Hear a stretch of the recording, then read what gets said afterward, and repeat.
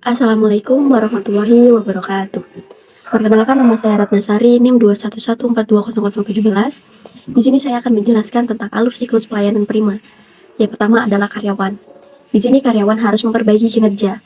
Maksud dari memperbaiki kinerja ini adalah karyawan yang belum baik menjadi baik, karyawan yang baik menjadi lebih baik lagi, dan karyawan yang sudah lebih baik menjadi lebih baik lagi. Setelah kinerja kita baik, otomatis citra diri karyawan pun menjadi lebih baik lagi. Karyawan tersebut akan melakukan pekerjaannya dengan pemikiran positif dan akan melayani siapapun dengan tenang. Lalu, karyawan tersebut akan mendapatkan kepuasan yang lebih besar dari pekerjaannya, baik melakukan pekerjaan yang kecil maupun pekerjaan yang besar. Dari semua yang sudah dilakukan, karyawan seharusnya mendapatkan penghargaan dan masa depan yang baik. Dari mendapatkan penghargaan ini, otomatis karyawan akan merasa lebih dihargai dan lebih tenang dalam melaksanakan tugas dan pekerjaannya.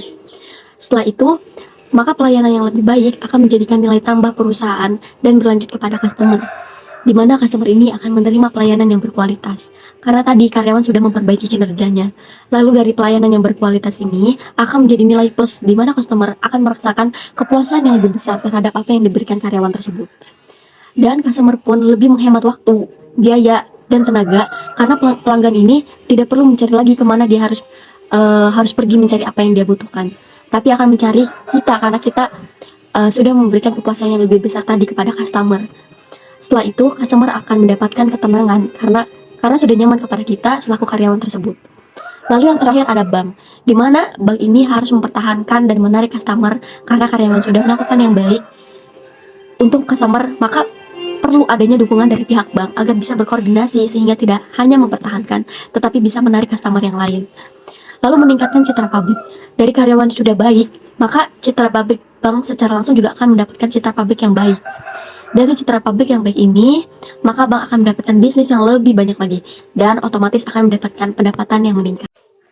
Lalu apa sih yang dimaksud dengan customer is a good marketer?